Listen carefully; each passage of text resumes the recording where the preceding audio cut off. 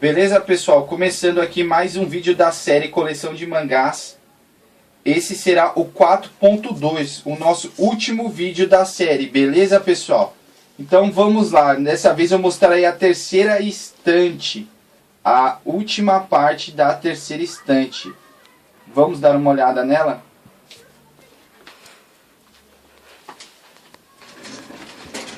O primeiro mangá aí que vocês podem estar notando aí que eu vou mostrar pra vocês agora é o Death Note, né? O Death Note, que uma maioria deve saber que tem um roteiro do Tsugumi Ohba e a arte da Takeshi Obata. É um roteiro assim de primeira, pouco visto em mangás, e pouco visto até em muitos livros assim de thriller policial e suspense. É aquele, como eu acabei de falar, um thriller policial, né? Muito bem trabalhado. A arte dele também é primorosa, né? Como todo mundo que conhece a arte do Takeshi Obata sabe o nível que podem alcançar os mangás dele. E no Death Note em especial, ele trabalha com muita inspiração. Ele está visivelmente muito inspirado. Outro, eu acho que é o diferencial provavelmente maior do Death Note, eu acho que é o design dos personagens. Tanto da parte de arte, que é muito bem trabalhada, as características de cada um, como da parte de personalidade deles mesmo, as características pessoais. É algo primoroso, assim, muito bem criado pelo Tsugumi Ohba e muito bem absorvido na mente do Takeshi Obata, que ele consegue transparecer muito bem pra gente isso na arte também. É aquele mangá que é impossível não recomendar para qualquer fã de mangá, né? Esse foi o Death Note. Agora vamos para o próximo. O próximo que vocês estão vendo aí é o Ataque dos Titãs, né? Pra mim ele compõe assim a tríade dos melhores em bancas hoje, junto com Toriko e Hitman, certo? Vocês todos devem saber, né? É um mangá de sucesso estrondoso, né? É o novo sucesso do verão, eu acho que o sucesso do verão passado até, né? É aquele mangá, pra mim, assim, eu gosto dele pra caramba, porque é aquele mangá que não tem nhenhenhé, fogo na bomba, pancadaria do jeito que a gente gosta, né? Pelo menos do jeito que eu gosto. Eu gosto sempre de relembrar aquela parte, que não vai ser spoiler, né? Mas que a gente tá aqui. Aquele upper que o Eren dá naquela titã lá, que arrebenta ela no meio. Até deve ter exorcizado a alma, tirou a alma dela do corpo dela com aquele upper que ela deu, que arrebentou ela todinha. Muito legal mesmo. Assim, pra mim ele é o terceiro por quê? Porque pra mim, assim, ele não me impactou tanto quanto eu percebi que impactou as outras pessoas. Porque, não sei se é porque eu tenha lido um pouco mais de mangás e tal, mas não me impactou tanto porque eu vejo de onde ele tirou as inspirações dele assim, né? Não digo que ele tirou as inspirações desse filme, mas existe um filme chamado A Vila, que é estrelado pelo Joaquin Phoenix, que é muito parecido o contexto da história com o Ataque dos Titãs. Assim, recomendo o pessoal assistir, nem tanto, porque eu acho que vai tirar grande parte da graça do mangá em si. Certo, pessoal? É um bom mangá mesmo, de uma forma geral, eu recomendo. Em vista do que tem nas bancas hoje, ele com certeza é um mangá indispensável. Você chega na banca, é o primeiro que você tem que pegar na mão. Beleza, pessoal? Vamos passar para o próximo. O próximo que eu tenho aí é outros mangás fodas demais, né? Acima da média. Outro saído pela Conrad, né? Pra mim, assim, é o mangá de temática Survivor, né? Definitivo. Eu acho que por ele ter sido lançado antes, há um certo tempo atrás, pela Conrad, tirou muito da graça de títulos lançados hoje, principalmente pela JBC, que fica lançando No Game No Life, fica lançando Diário do Futuro, que é título Survivor também, mas como eu já li Battle Royale e eles não chegam nem aos pés de Battle Royale, acaba perdendo totalmente a graça de ler esses mangá, pelo menos no meu caso. Ele é baseado assim num best-seller que saiu lá no Japão, né? Um livro de grande venda lá no Japão. O lado que pode ser ruim para algumas pessoas e boas para outras é que ele é um mangá muito pesado, né? Ele possui muitas cenas fortes mesmo. É muito parecido também, por causa da temática survival, ou sempre as pessoas compararem aos livros Jogos Vorazes e aos filmes também. Assim, pra mim, Battle Royale é melhor, mas aí vai do gosto da pessoa, né? E para finalizar eu vou falar o que eu já disse muitas outras vezes. Mais uma obra extraordinária trazida ao Brasil pela Conrad. Beleza? Vamos passar para o próximo então, pessoal.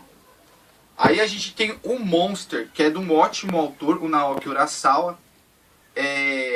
Muita gente fala muito bem dele também. Mas assim, pra mim ele também não me impactou tanto. Por quê? Porque obviamente ele é baseado no livro da Mary Shelley, o Frankenstein, né?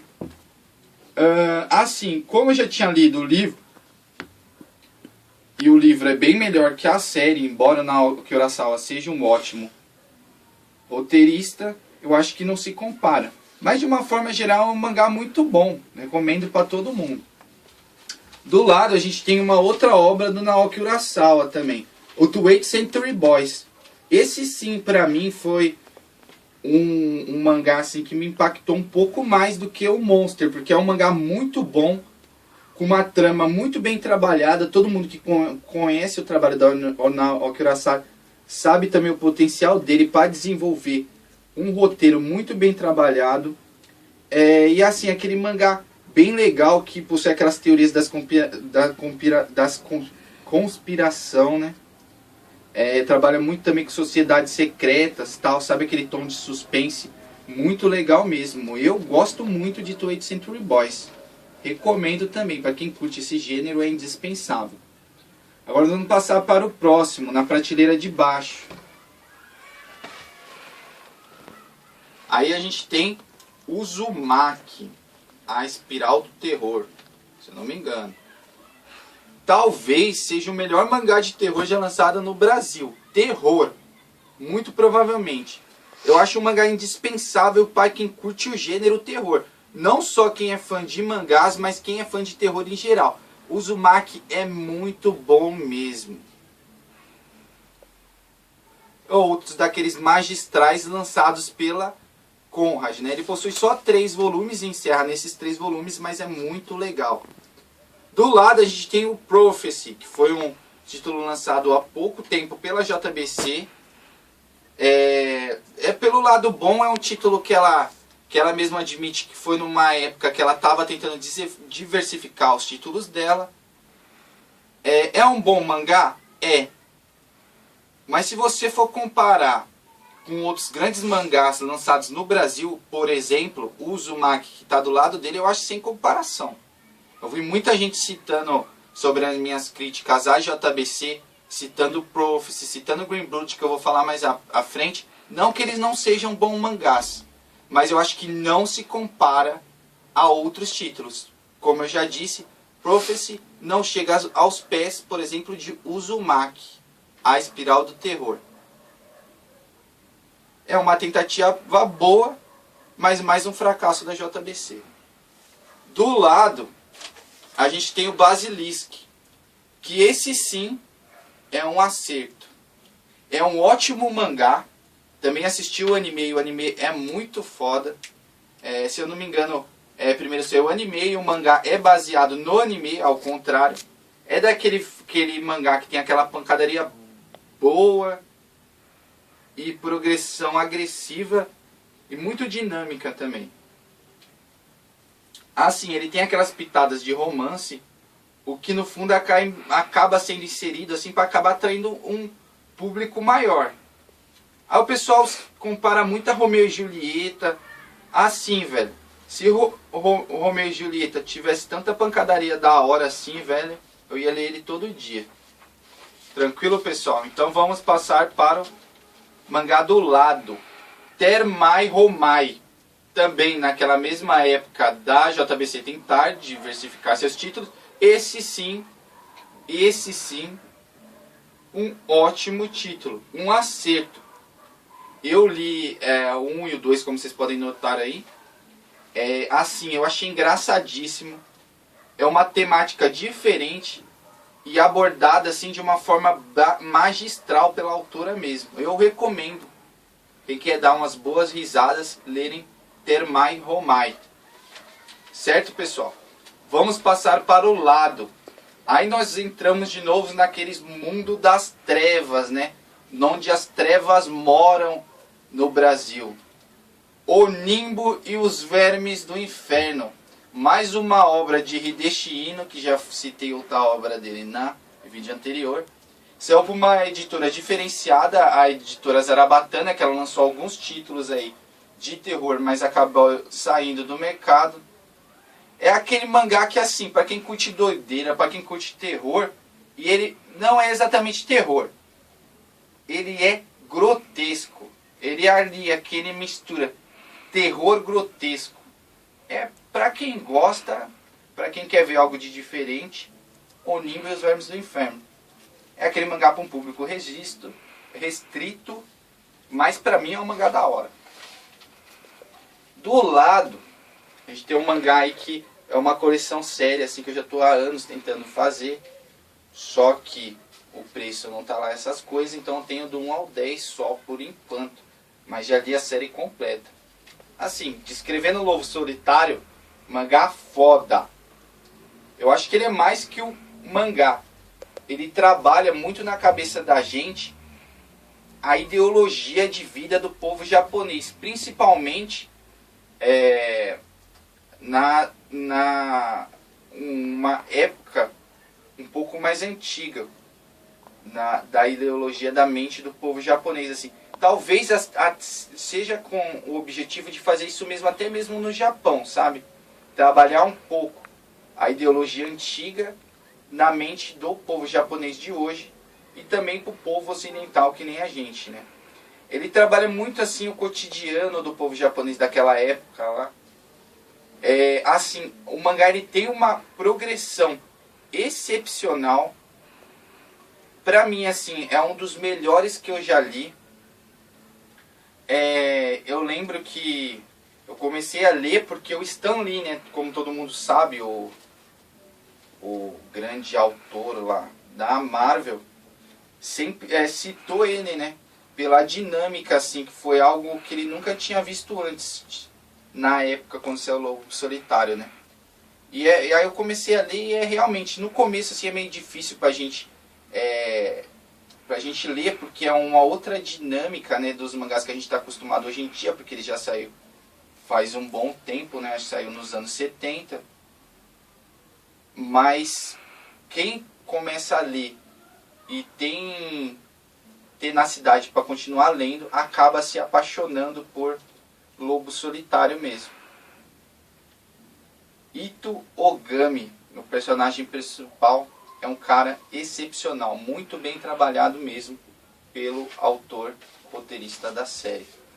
Do lado, a gente tem Crying Freeman, que é do mesmo artista do Lobo Solitário. O traço é bem parecido. É um mangá legalzíssimo, sabe?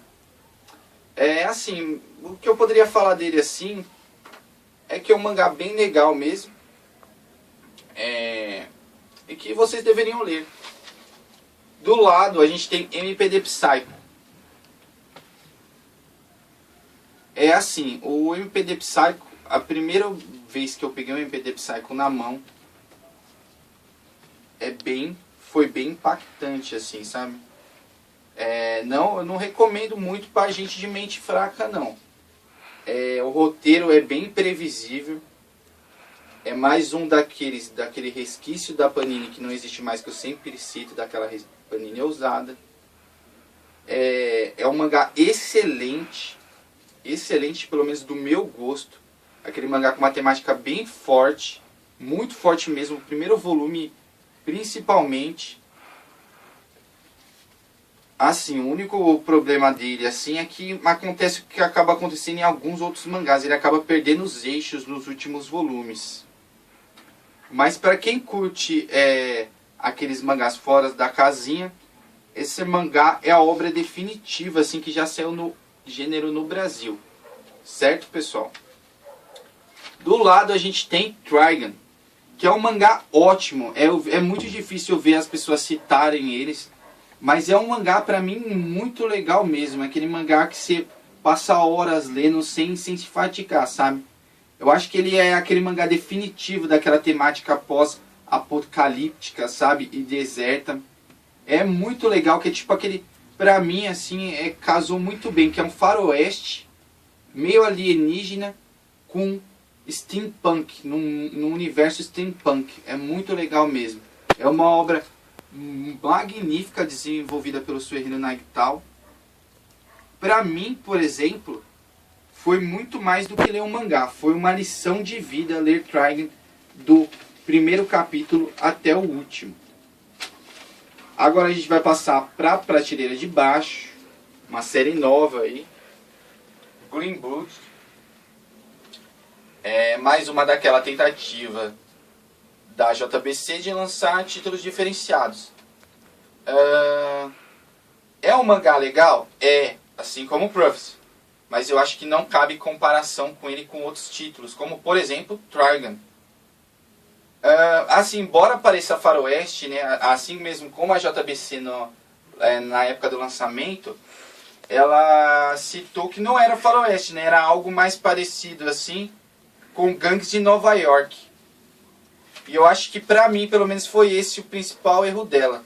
Tentar comparar Green Blood com Gangues de Nova York, né, uma obra de Martin Scorsese, muito melhor que o Green Blood. Aí toda vez que eu vou ler Green Blood, fica na minha cabeça Gangues de Nova York, e eu acabo não gostando tanto. Eu acho que o melhor do Green Blood mesmo é as capas são muito bem elaboradas. Do lado a gente tem o Evangelion aí, que eu adquiri só o volume 1 recentemente, né? Embora eu já tenha assistido o anime, aqueles filmes. Eu adquiri mais porque eu queria ler aquele último volume que saiu recentemente, né? O volume 14, depois de muitos anos. Aí eu vou acabar comprando a coleção inteira. Certo, pessoal? Mas todo um Evangelion não preciso falar muito, que Evangelion é Evangelion e o resto é da hora, mas não é Evangelion. Do lado a gente tem algo assim, sei lá, é até difícil de falar, sabe? É um diamante. É outra obra do Suehiro Maru. Eu acho que eu não citei nenhuma obra do Suehiro Maru ainda não.